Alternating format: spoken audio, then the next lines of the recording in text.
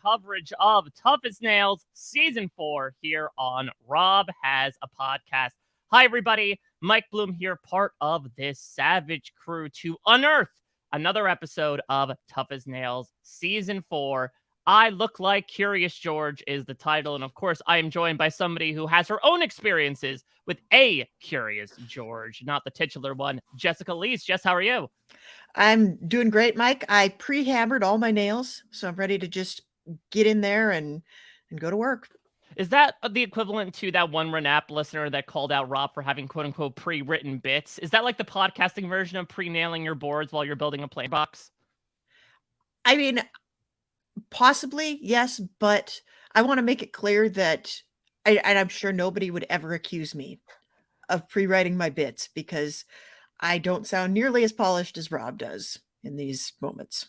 Well, we mention Rob, of course, the usual crew boss behind our coverage of Tough as Nails, who has clocked out at the moment, but he is still going to work in a very different way. Of course, we are recording this on Thursday morning, in which case Rob this week has undertaken quite a Herculean effort when it comes to the world of podcasting. The Traders has dropped its US version, all 10 episodes all at once over on Peacock. And so Rob and Priya Zamvakili are truly putting in the work, valiantly covering it by watching an episode, then immediately podcasting about it, etc., etc. Probably as physically taxing as, bringing back 40 trees. So we give a lot of heart and wellness to these two guys as they undertake this endeavor for the next 48 hours.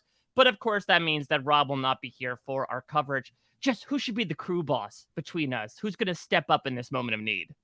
Well, Mike, I feel like you have a lot of experience in this arena, and I think you're ready. I think you've been looking for a chance to prove yourself.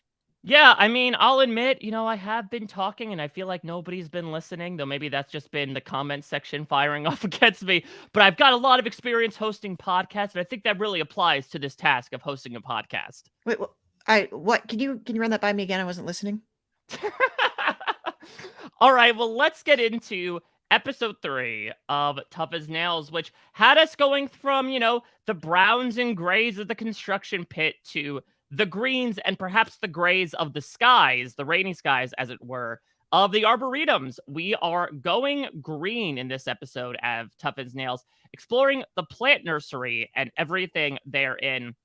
I will say, Jess, this episode reminded me, I think we talked a lot last week about all the things we really enjoy about Tough as Nails, but this episode reminded me of one key thing that I really do enjoy, which is the breadth of challenges. I feel like specifically in season 2, we really started to see the scope widen after season 1 of like, cool, we got to do all these really fun tasks.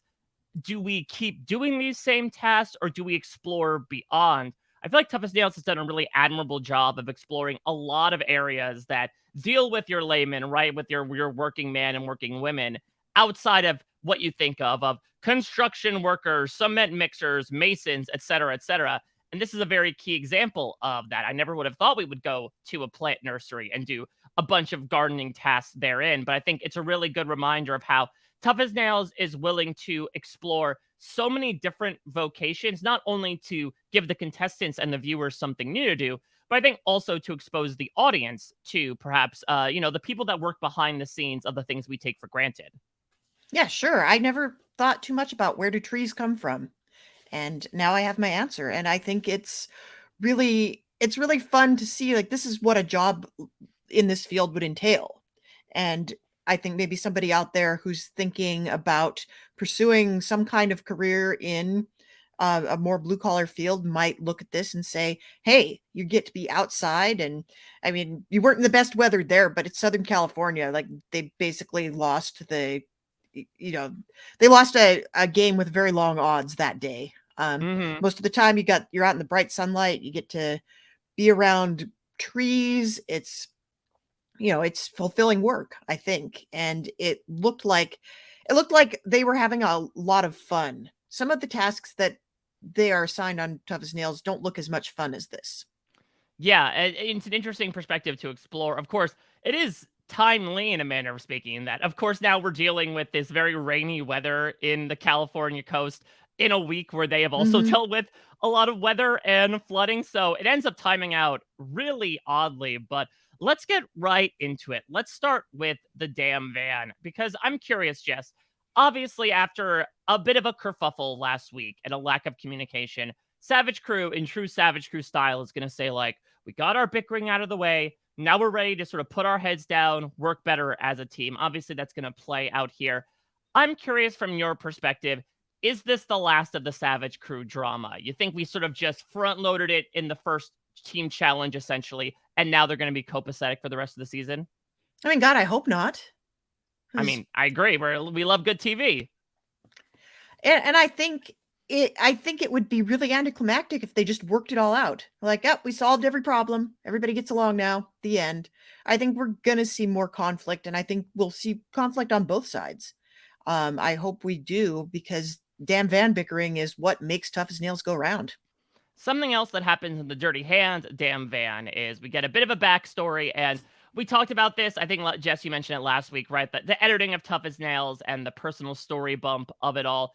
I feel like they show shades of it sometimes where if we know someone's either going to do really well or really badly, we tend to get a little bit of their backstory thrown in here. This is the case with George, who Allie very astutely brings up, like, hey, you're a year younger than me, but you act like a man who's 20 years older than me. And we find out that's because George has kind of been given this responsibility at a young age due to the tragic passing of his father to take that mantle on as head of household, in a manner of speaking. He was a literal big brother. And I thought for an episode that really brought up probably the most purple character of the season so far in George, it was obviously going to be a big episode for him. And I'm happy we got some background to sort of supplement that. Yeah, like, I think he's definitely been one of the characters that we've learned the least about.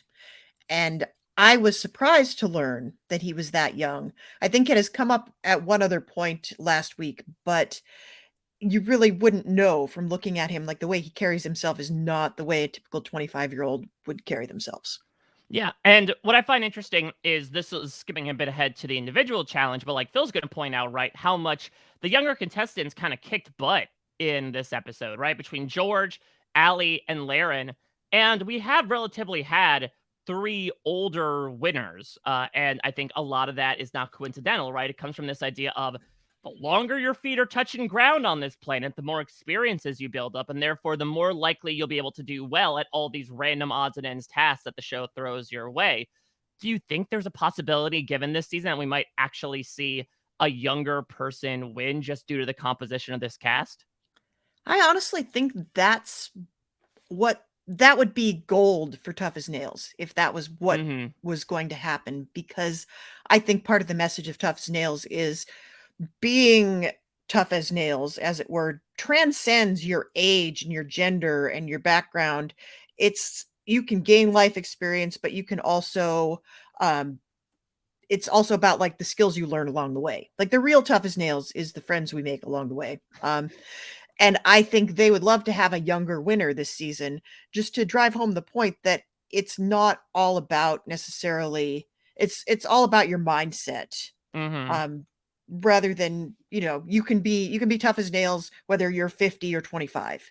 And it's something, the show prides itself on having tasks that can be won by just about anybody, on the right day. So they're really showcasing a lot of backgrounds and a lot of versatile skill sets. And I think to have a younger winner this season would really drive that point home. Speaking of said tasks, let's drive on up to Devil Mountain Nursery. Now, I talked about this last week that this might be, the first season that goes meta with everyone knowing Phil, knowing the show. We get it here with Sergio, right? Where he does his best Phil impression, sans accent, about how he'd introduce a challenge about planting a tree. I love this. Like, Sergio is quickly becoming one of my favorite characters. Like, he's just very quippy. He's kind of one of the narrators, I think, of the season so far. And I like that it really shows that Phil has formed a bit of a connection with them. And you can tell that he really has gotten to know these people, and they've gotten to know him very well. It was a spot on impression, if Yeah. we're being honest. Well, I think we get to see a very different side of Phil that even the contestants don't know about in the introduction to the team challenge. So, a little bit of the survivor mixed in, right? As everyone's kind of huddled in the rain.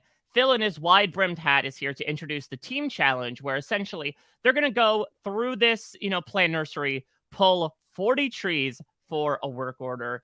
Only thing is, all the tree names are in Latin or Greek. But don't worry, we have an expert. It's phone a friend, or should I say, phone a dad.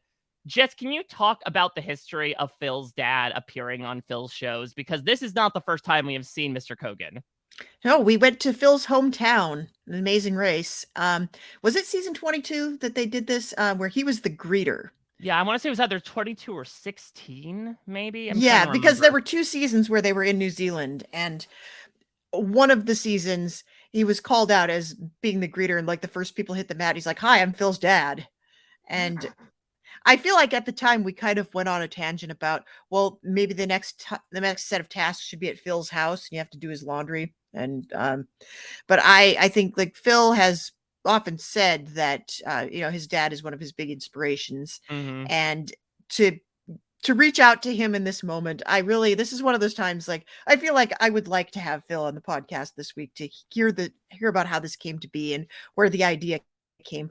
Although I gotta be honest, if my son ever hosts a reality show and he wants me to film a setup for a task, I would not want him to insinuate that like trees are growing out of the ground in the time it takes me to explain this thing. Yeah, and I was like, gonna say, like, Phil did him clowned on his dirty. dad, and Yeah. they did him dirty hands. I think they really gave him the dodo edit, and I'm sure Phil's dad took it in stride. I will also just do a quick fact check. It was apparently leg 4 of season 13 of The Amazing Race. Sure. Was the "Hi, I'm Phil's dad," but yeah, initially I thought it was just gonna be like fun and cheeky. I love the lower third that was like John Kogan, our agronomist, aka Phil's dad. And then they like make him seem like he's Ben Stein from Ferris Bueller's Day Off, of just like going on and on about these trees. I do find it interesting from like a sound perspective, right? Because not only was it coming from a phone, but it was also like raining cats and dogs. Do you think the contestants were actually hearing what John Kogan was doing going through everything? Do we think it was like just something they said, oh, react to? Were they playing it over loudspeakers or something? If I had to guess, I would say they probably had a multimedia setup that they wanted to do for this. Like they might have wanted to patch him in on a larger screen, but because it was pouring rain, they couldn't do that. I feel like the phone was maybe their way of compensating for that. And I would guess they probably got to listen to enough of it. I mean, was anything that he dispensed anything that they found actually useful during the task? It really doesn't seem like you can read it on the thing and you can read it on the sign. I kind of feel like this was a little superfluous. It wasn't information that you needed in order to perform the task. But God, was it fun. It was great. It was so fun. Not only, again, to show, I think, how loosey-goosey Phil is, perhaps compared to The Amazing Race, where I think we remember him being a bit more stoic with the eyebrow popping. To your point, I think alluding to what allowed him to come up with this idea of Tough as Nails in the first place, right? All the manual labor that exists in his family. But then also at the same time, it's akin to making a show or a movie about your family and then bringing said family to the premiere to be like, hey, you're going to watch the way I feel about you play out across the screen. And either Phil's dad was totally for it or was like, you ungrateful little turd. I would imagine it was the former, but I love that it continued into the credits as well. I thought it was just like a perfect piece of editing. Yeah, and it's so soothing. Like I feel like there's some ASMR to be had out of this. Oh yeah. Like it was just I mean they could have showed the whole clip for me. They don't have to edit it and make it feel like time is passing. I would just listen to Phil's dad talk about plants. Yeah, that was like legitimately a very comforting voice and presence. I think honestly, Bob Ross once talked about happy little trees. I think we need Phil's dad to do his own Bob Ross and talk about a literal version of the happy little trees and just go through a forest and just give us fun facts with your very, placid, soothing, ephemeral voice. And like that's something that would put me to sleep in a way that I mean it to, not in any sort of insulting way. Yeah, this is a podcast I would listen to. Nature Walks with John Kogan. Yeah, sign me up. I will support that Patreon. Yeah, John Kogan also sounds like a bit of like a naturalist, right? Almost like a David Attenborough. It sounds like the name of somebody who would walk amongst the trees and talk about them copiously. Yes, absolutely. I definitely now I want this podcast to happen. And look, it's equal opportunity clowning because while we do sort of make fun of John Cogan going on, we also have a segment in the middle of the challenge where we make fun of the fact that none of these people know how to speak or pronounce Latin. Yeah, which, this there was a lot of shades of Amazing Race in this episode, I feel. Yes, These were yes. very Amazing Racy tasks because you know how many times Amazing Race has had tasks that were A, clowning on people's ability to pronounce things. Mm-hmm. B, give them a list of stuff and tell them to go and get it. That's like every Amazing Race task ever. And C, here is a thing. I want you to build this thing with this pile of stuff. Like, not to skip ahead, Mm-hmm. but it was very much any of these tasks, I think, could have been airlifted into a season of The Amazing Race, and we would not have known the difference. Yeah, in particular, this team task, I felt like we have seen this before at some point, right? Just like Mhm. transplant, unpot the plant nursery from California and put it in like Ecuador, and this would be an amazing race Oh, task. yeah. But Yeah. but I really enjoyed that because again, it doesn't need to necessarily reinvent the wheel here. It could still adapt those things that we like about competitive reality TV. So here it is about being detail oriented, right? It's going up to this directory, finding the trees, and if you don't know how to pronounce them, you can certainly spell them, packing them into the truck, and the Kabuto, whatever Pokemon they were referring to, Kubota. Kubota. Yeah. I like that. Is that It's a tractor brand. Oh, okay. Now that makes a lot more sense. So it's like Kleenex, essentially. Kind of, yeah. So pack those up and then pack them all into the truck at the end of the day. Couple of interesting things to note here. Certainly the rain had a bit of an effect in the beginning with their inability to write down what numbers to go to. But here comes Jake. He may disparage the bright yellow raincoat that he had on, but I'll tell you, he loves the lining behind it.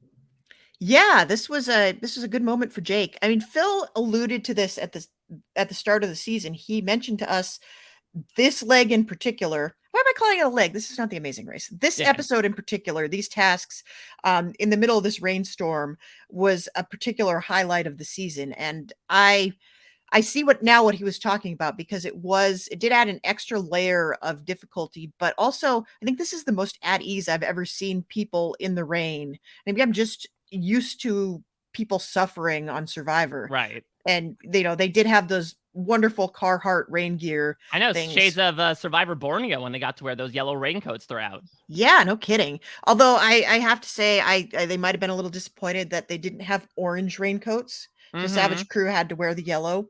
Um, Yellow is a classic raincoat color, but I think it it it coordinates with the orange, but it just wasn't quite the same. Yeah, maybe Savage Crew should have worn yellow, and Dirty Hands should have wore like Paddington blue. Like these are close enough. Like when you're making Yes, Survivor tribes, they're like, well, you can wear shades of red and pink and yellow. Like try to diversify it a little bit. Instead, we're still trying to get together who's on what team. Didn't help when they were all wearing the same outfit here. right, right, and it was sort of like, are we now the factions in Divergent here? We've got our like color palette. So another big thing that the rain impacted, though it seemed like, again, to your point, these people really seemed to tough it through, was the idea that these trees typically weigh, what, 50 to 60 pounds. Now they are sopping wet, which now essentially you're carrying a big old bucket of mud in addition to the tree. We saw Renee really valiantly, perhaps the high point of her episode, be able to just push through. But I would imagine to your point, that's what made this task like almost extra epic in the fact that it wasn't just scoop on by, pick up a little ficus, and then move on. They had to legitimately carry what seemed like almost 100 pounds of plant each way. Yeah, and it didn't make the task impossible, but it definitely added a wrinkle to it that people had to work around. And yet you really couldn't have planned that better. Like, would this task be half as interesting if it was sunny and warm out? Right. And wrinkles, much like the ones on their hands by the end of this, considering how much in the rain they were at. The one final thing I'll point out, because it does come down to what seems like the last batch of trees where Dirty Hands kind of makes this critical error. They were out in front the entire time. They were efficient. Beth is this crew leader, but there seems to be a miscommunication where essentially it seems like, from her perspective, her team almost like, I don't know, gaslit her into believing that they already had the trees and they actually didn't. And so they go out to try to rectify their mistakes. And I'll go back to Amazing Race, Jess. The edit on who pulled up with the final batch of trees very much reminds me of old school Amazing Race, right? Two teams are racing to the mat, Yep. and we get the first person perspective of approaching the mat to see Phil and the greeter, where we don't know who it is until we get that wide shot. And I feel like we got that here, right? With Phil and Aaron, I think the judge was waiting around the corner for that truck to pull through. Yeah, yeah, we definitely got it here, and similarly to Amazing Race, I don't think it was that close, but they edited it to make you think it was. Any thoughts about the Savage Crew win here, or the I guess maybe even more so the Dirty Hands loss due to just the one mistake that Beth made? Well, it's something we see over and over on Tough as Nails, and I have to wonder, is there something that future teams could do to prepare for this? But I would say, like, 3/4 of task losses come down to communication. Mm. It comes down to how well are you able to get your point across to other people and understand each other, and are there, like, should they be doing team building exercises? Should they be playing telephone in the damn van? Yeah, do trust falls right outside before Phil ends up starting the day. Right, right. We need to figure out how to preemptively work on your communication before it tanks your tasks. Yeah, I mean, that's usually what it comes down to, specifically from the team aspect, right? Individual, it's almost always going to come down to like lack of attention to detail, as we'll talk about in the individual challenge this week. Understandably, with the concept of teamwork, it's almost always going to hinge on communication. So, yeah, I'm not sure. Maybe you do something like you play that game where you try to count to 100, but only one person can say a number at a time to try to figure out how you can fill in each other's blanks here. Unfortunately, Dirty Hands does not remain on top. They are now down 2-1, but good on Savage Crew. Laren decided to step up, right? He said, my voice wasn't heard. Let me make myself the loudest voice in the room here. It seems like he didn't do anything wrong. I didn't necessarily see anything that was like sterling from him, but I think the fact that they got a win under his leadership means something. Yeah, I think he did great. It's really, it really was the story, to your point, it was the story of, like, Dirty Hands not winning rather than Savage Crew winning, and I don't think it's the 3rd episode. I don't think you can make that much of them being down by 1 because somebody, by math, like, it is Yeah, math, somebody yes, would be down by 1 at this point, unless they were exactly. down by 3. So, it's I think it's hard to I think it's really hard to say that one team is pulling ahead of the other right now. I think they're still pretty evenly matched, and, I don't wanna see them, like, trade off back and forth, like, take turns winning, but I don't think it's a harbinger of future failures, for sure. It may be recency bias, but I do feel like from the past 3 episodes, this group of teams are maybe the most evenly stacked I've seen on Mhm. Toughest Nails. Now, I know obviously we've had 2 seasons that I think have ended. I think actually maybe all 3 seasons have ended in like a 5-4 victory with one team over the other. And I would imagine maybe that's the case here. But it seems like we've been getting a lot of neck and neck victories across all challenges, with perhaps the exception being last week's overtime. Let's go to the individual challenge here, because this was the stuff that most reminded me of The Amazing Race. Mhm. Not specifically building things, but more specifically, there is one crucial detail that seemingly Yep. everybody makes. Yep, I thought about this so much. Well, because we had basically this exact challenge on Amazing Race last season, where you Mhm. had to put together the cart and fill it up with wood, and then if it fell apart, you had to go back and do it again. And this really, the judge coming around and saying, like, it's good or it's not good, was very reminiscent of Amazing Race, and the little camera zooming in on the one piece you did wrong. All Yeah. we needed there was, like, the little gamelan in the Shoo. background. Yeah. Yeah, Yeah. exactly. So the individual challenge this time is to move a magnolia from a 15-gallon bucket into a planter, the planter that you have to build itself. And so, really, the narrative of this challenge seems to be people are getting off to a hot start, right? Sergio, obviously, with his carpentry experience, feels like he has this in the bag. Laura's making a good decision from Sanithia's perspective of pre nailing all her wood, but everyone seems to get held up at the corners. There seems to be this one detail where there are essentially 2 slats on each corner.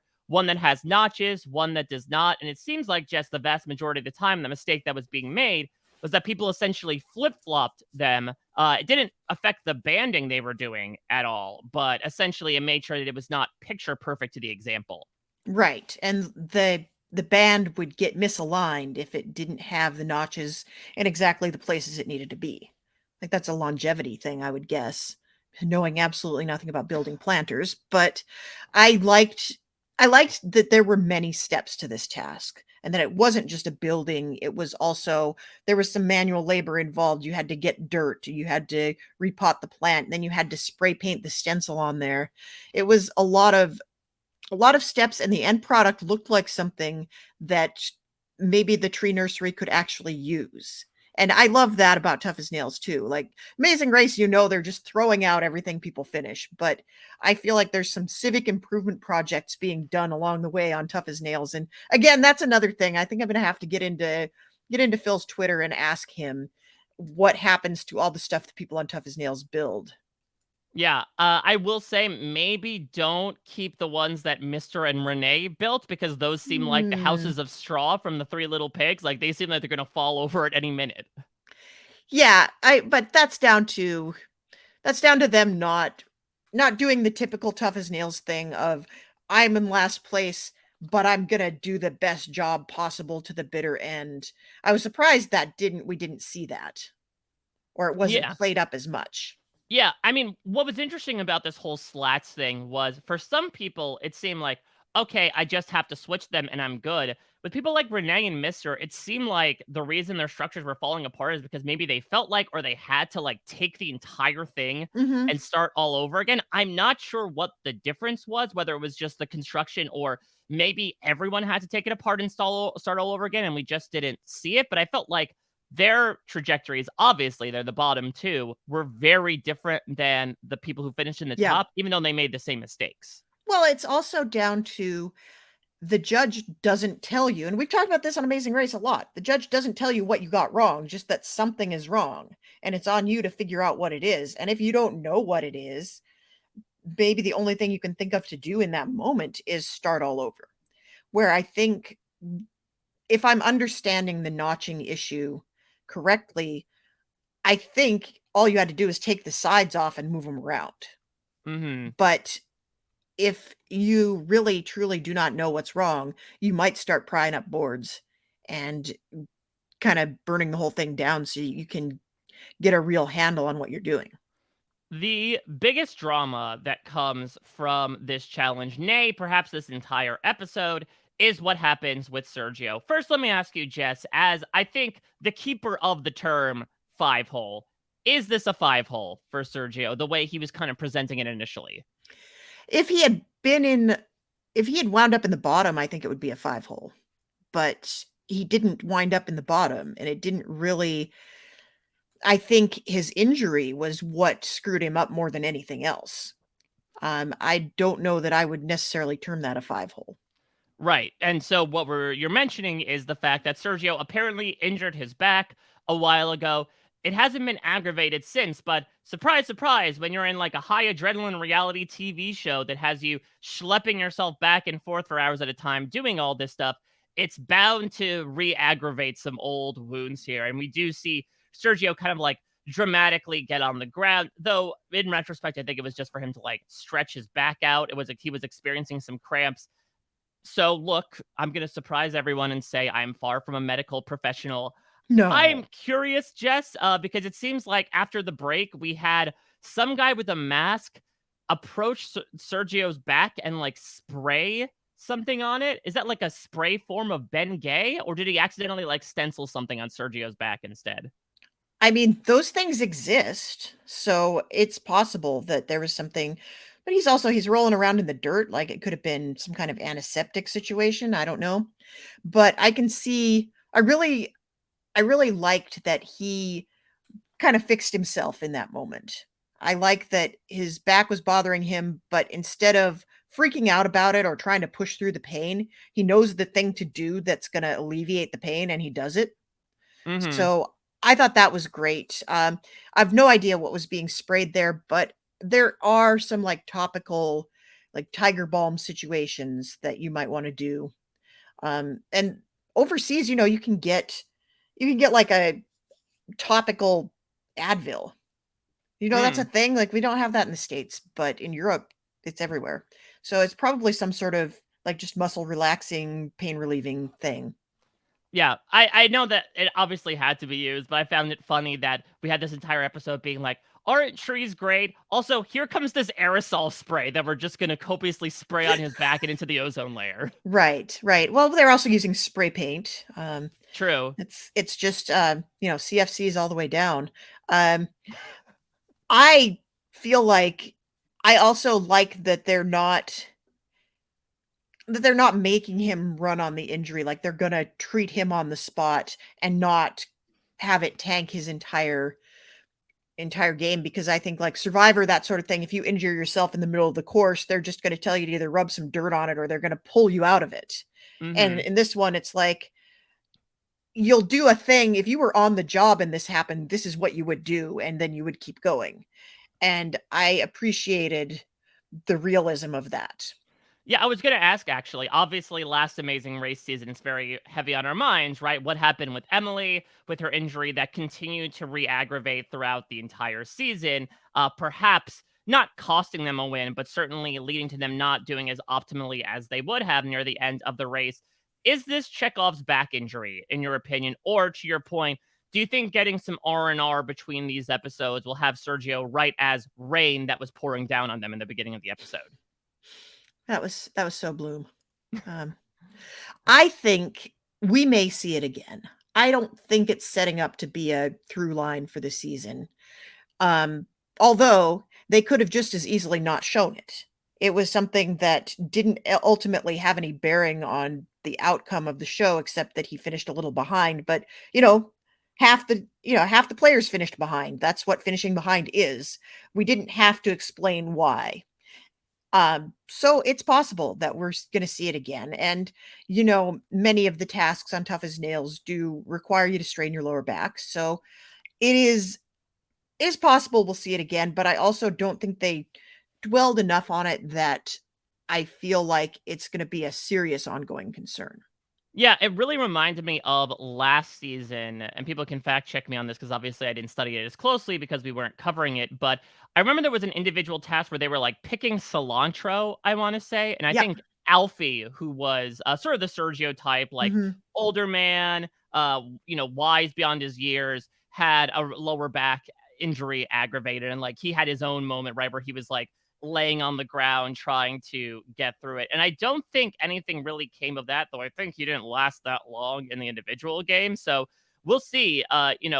Next episode, it looks like we're doing stuff with cars. If that involves a lot of like crouching or working underneath things, that might have his injury get more aggravated sooner rather than later.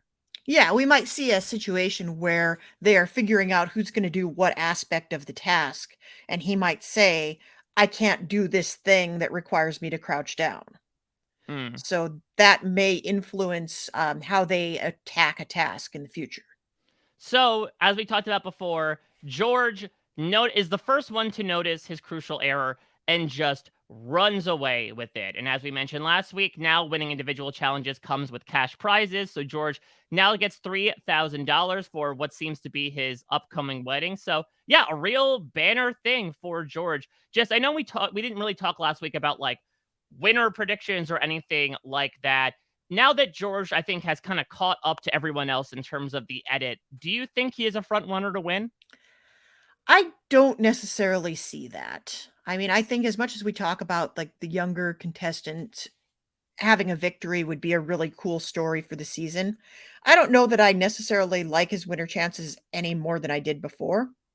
Um, but I think obviously he's not out of it. I think it improved his chances for sure.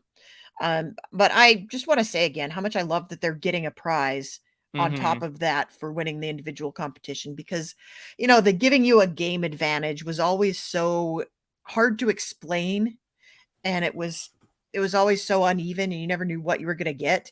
So I like this for the show. It's not that much, like, it's a drop in the bucket considering the budget of a TV show, and it's really something that makes a difference for the contestants. So I'm happy to see him win money here, and I like that it's, it's gonna go to something good. Yeah, I mean, we certainly saw it be used a bit strategically in the first season, specifically, right? Like when, okay, Danny's going to partner up with Murph and try to like create these other pairings, but he wants to partner up with the strongest person to try to win the challenge. But other than that, yeah, I mean, give me $3,000 over choosing the order of the next individual challenge any day of the week, because that's something tangible that I could take home with me, Mhm. as opposed to something that may not necessarily work out for me. So, congratulations to George. Not so hearty congratulations to Mr. and Renee, who end up at the bottom here. Mr. Is unfortunately out of his comfort zone here, despite the fact that he builds dog houses, bird houses. Jess, I'll be completely honest. Maybe this is the millennial in me. I didn't actually know that people were still buying and building dog houses and bird houses in 2023. I thought that was a thing you did in Boy Scouts and then never again. Yeah, I thought that was a thing that came from the era of Snoopy and Woodstock, who would probably live in said doghouse and birdhouse. I mean, I've seen dog houses and bird houses, but I've not heard of anybody having that as a hobby. It was more so this is a one-time craft project you do, and the reason people have birdhouse outside their home is because their kid made it for them in shop class. So yeah, that was interesting. I guess you still need them.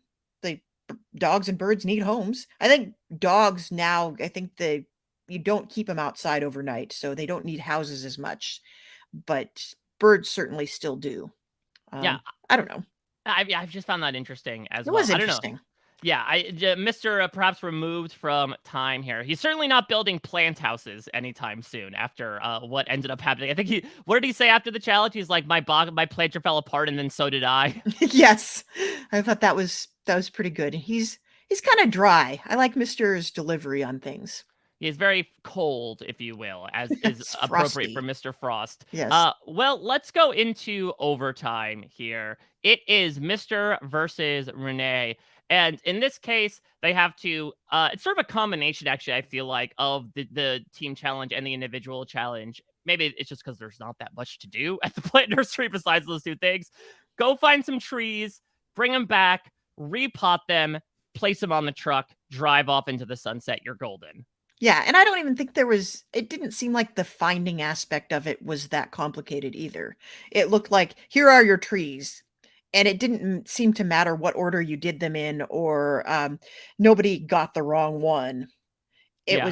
It was pretty much, I think it was just sort of trying to do that thing that they used to do with the Survivor Final Four challenge, where it's like, you're gonna do this piece of this task and this piece of this task.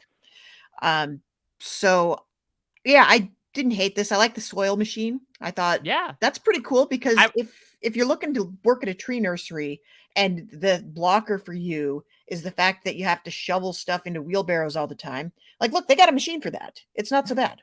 Yeah, I really liked it because I was hoping that someone would get so out of control that we get like a Lucy at the chocolate factory situation where they're just holding on to plants and trying to shovel all the dirt into their shirt to try to prevent it from overloading everything.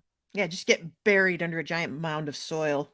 Yeah, Um, so yeah. I mean, Renee, I think here, if we're going with like why X lost, I think it was sort of death by a thousand cuts, where she does end up getting, I think, one of the 24 trees wrong. Old little Ollie was the thing to do her in. Then she is able to catch up, right, by doing this interesting strategy of like, I don't need to put the plant down and then put the dirt down. I'm just gonna put a little bit of dirt down, put the plant on top, and then put more dirt on top, like you're buttering popcorn at the movies. The problem was, I think at one point, the butter got a little too much out of control and she was overfilling things. Then there was something that Allie pointed out where, like, she was supposed to stack 4 across and instead she stacked 3 across, so she couldn't fit everything at the end of the day. All that is to say, it's fairly neck and neck at the end. It comes down to literally the last plant, but I pretty much thought Mr. had it in the bag once we started seeing these small mistakes from Renee. Yeah, it didn't seem like we were seeing much of what Mister was doing. He was just kind of steadily working, and that's never a good sign if you're not that person who's steadily working. Right. And Uh, so Renee becomes the second eliminated here. It's interesting. Our first two boots are one of the younger contestants and one of the older contestants. True to what you say about, like, listen, you can have the most experience in the world or the least. You could be the strongest person in the world or not. Sometimes you just don't have your day. And I think, unfortunately, this was not Renee's day. Yeah, I think just a combination of things. And you can't really point to one specific thing, which I think that's the way I'd want to go out of a show. I don't want to point to one specific thing for the rest of my life. Yeah. Like if she doesn't want to plant any trees for a while, I'm going to understand it, but there's not like she's not going to have strangers on the street running up to her and being like, "How dare you not get the ollie correct?" Yeah, exactly. Are you going to name your fourth child Ollie after this? I don't think so. Mr. Speaking of family has an interesting comment after winning this challenge. Phil asks Mr. What's on the line for you? Mr. Frost replies, a legacy, and claims, though sort of walks it back, saying, okay, this is only in my head. But he says, if I don't win, my family won't look at me the same way again. Very much Derek X vibes, Jess. Yeah, very much. I hope he can go home after this.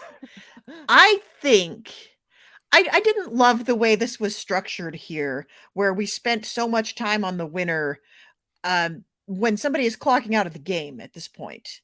And it Mm. was just like I I don't know, I felt a little bad for Renee in this moment where we're going to celebrate the triumph of the person that was responsible for getting you out of the game. And it's Yeah. not really in the spirit of Tough as Nails, I guess. I mean, could it be going off of how Sunithia reacted last week that at this point in Tough as Nails, where the formula is a bit known, where Sergio can predict Phil's opening lines for the episode, that they're just not really concentrating on the elimination because the person's still going to be around for the team challenges? I think so. I think that's definitely they don't want to treat them like they died, like they Mhm. sometimes do on other shows. I I can see that. Like she's still around, she's still going to be cheering people on, and we're going to get Renee's commentary on the next individual challenge, which should be entertaining. Yeah, it's interesting that Phil explicitly, and this has certainly happened in the past, right? Especially Yeah. this is how I think he fell in love with Roofer Lee, was constantly turning to him as a co-commentator. But like Phil explicitly said to Sunithia, yeah, like you better be ready because I'm going to come to you for sound bites throughout this. So Well, get she your came cheerleading routine prepared. ready. Yeah, she came prepared. She was ready. And I think Renee will be a perfect member of the cheer squad in that regard. She has those bright colors to her and the bright personality to match. So I think we're 2 for 2 in a good peanut gallery moving forward. Yeah, I like this addition to the peanut gallery, even if I am sad for Renee for having to leave the individual competition. Speaking of the peanut gallery, they're going to be rooting on the remaining 10 contestants as next week, again, perhaps showing two sides of a very different coin. We go from loving the earth and planting trees to pouring copious amounts of oil all over a V8 engine as we are getting our hands dirty in a very different way. Next episode, we're going mechanical. We're going inside the garage. Just any predictions or thoughts about us pivoting very hard to the automotive industry? Well, what auto part is Phil going to hold up and say, "Who knows what this is?" Which I feel like that might be the most iconic Tough as Nails moment to date.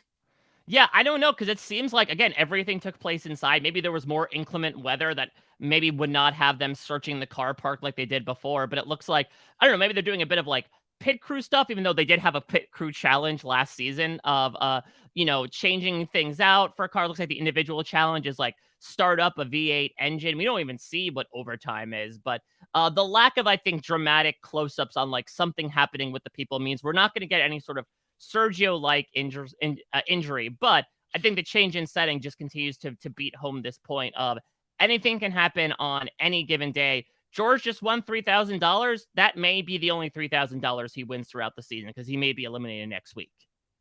Right. Do we think that money is going to continue to go up? Yeah, it's an interesting point, right? Because we started with 2K, went to 3K. I'm going to imagine it stays at 3K for a little bit, and then maybe, I don't know, halfway through the season ups to 4K. Because at this point, it would be what, 9, 10K by the end of the season? Well, again, that's a drop in the bucket for these shows. Like Well, now especially, right? Like now that Phil yeah. has sort of proved the proof of concept with Tough as Nails, he's like, okay, now give me a little bit more money so I can schlep this out to these people. Yeah, pull it out of the funds that the Belgian version paid them to license the brand. Yeah, that's true as well. Yeah, we got that Belgium money, baby. Let's Yeah. funnel it into some more money for the contestants. Yeah, I'll be intrigued to see it. Not to say that like these contestants need any further incentive to win the individual challenge, but obviously they bear more and more importance as the game goes along, and perhaps adding a bit of chunk of change on there as well would be another, for lack of a better term, badge of honor for people to wear. Yeah. Oh, can we go back to the badge of honor for a second? Sure, absolutely. Because, much has been made of the badge of honor on this podcast. I like the size that it is now. It's like a giant poker chip. But I had another thought, and I don't Okay. maybe I have had this thought before. This feels like very much the kind of thing I would bring up. But what if the badge of honor was magnetic and you stuck it onto the damn van after you won it? It would be a visual cue to show you how many of these competitions each team has won and where we are in the standings. Yeah, it's very much like the pyramid pieces from the much missed endurance show that Yes. Jonathan from Survivor came from. You need like a physical representation of how many team challenges that you've won, or like Boy Scout badges. Oh yeah, we did this. We got our plant badge. We got our carpentry badge. Mhm. And if it comes from the stickers that you put on your helmet, you should be sticking it somewhere. Yeah, Like, I agree. I don't know. Maybe magnetic is a good idea just because of the rain that would prevent things from sliding right, off. Like, right. imagine they're driving the damn van and I don't know, there's a 3-car pileup behind them because a bunch of badges of honor just flew up into oncoming traffic. Yeah. Yeah, although I would imagine that if you're trying to evade spoilers, you'd probably just stick them on as a set piece while you're at the task, and then you'd Mm. take them off. Oh yeah, we know that the reality fan forum people are tailing the damn vans to figure out what the progress is on the team challenges so I don't far. put it past them. Man, they are shrewd, these RFF people. Well, if it's the Amazing Race offseason and they need something better to do, then perhaps. Jess, any final thoughts about episode 3 of Toughest Nails season 4? We're already like a third of the way through the season. Yeah, I guess that we're 2 weeks in, Mike. I I don't know, a know, third of the way but through the season feels like splitting hairs. yeah, well, I mean, we have probably 10 episodes. I'm assuming we're going to double up on the finale as well. So Sure. only 8 weeks because I think they're trying to get it in before Survivor premieres on March 1st. Though it is airing at 10 p.m., so maybe they might be able to extend it a little bit. So yeah, we'll be technically halfway through its airing schedule next week if that holds. Yeah, wow. That's kinda cool, though. I wouldn't mind this being what if we just had a Wednesday night reality block and it was Survivor, Amazing Race, and Tough as Nails, like 2 hours of fill. It doesn't get better than that. I mean, from your lips to the president of CBS's I don't ears. think Rob would like this. I mean, Rob might lose a bit of sleep, we say, as this man is trying to take on 48 hours straight of podcasting about the traders, but he's up for the challenge. He is ready to go to work, as are we all. Jess, is there anything that you'd like to plug, either from a social media or a podcast perspective, as we begin to pack down the dirt on this podcast? No, I think we can I think we can safely plant it.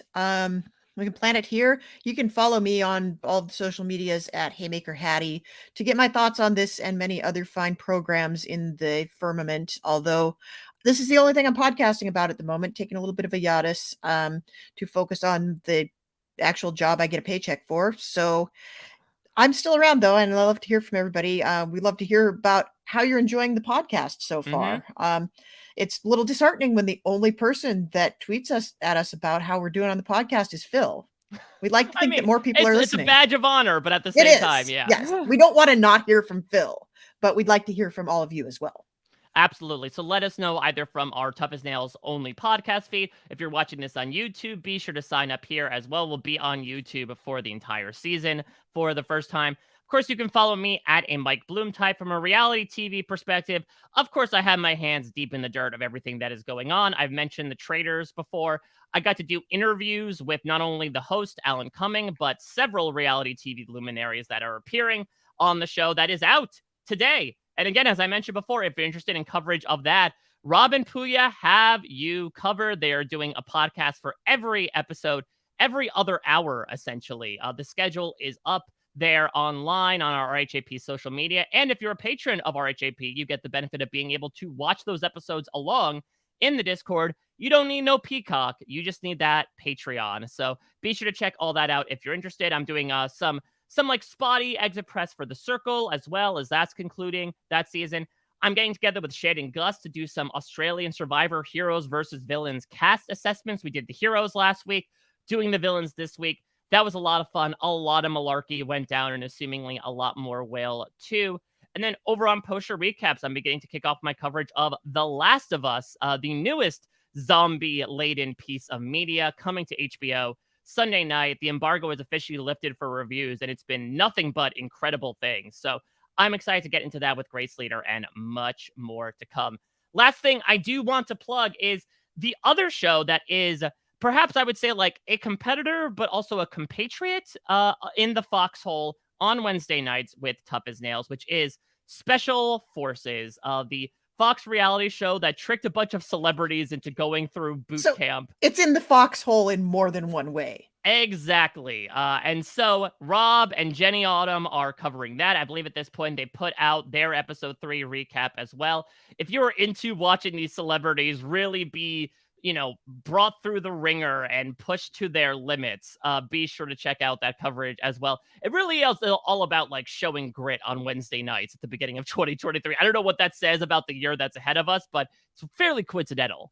Yeah, I think this probably says more about our 2023 than and how that's all gonna go than like the song that was number one on our 23rd birthday. I agree as well. I think we'll look back on this at the end like, no wonder these two shows were leading us off at the beginning of 2023 when they knew what we'd go through. 2023, the year of grit. Well, I'm ready to get gritty, not the mascot, and continue to push through, not push through, we're really enjoying it, but to keep on driving through Tough as Nails as next week we go inside the garage to continue season 4 with episode 4.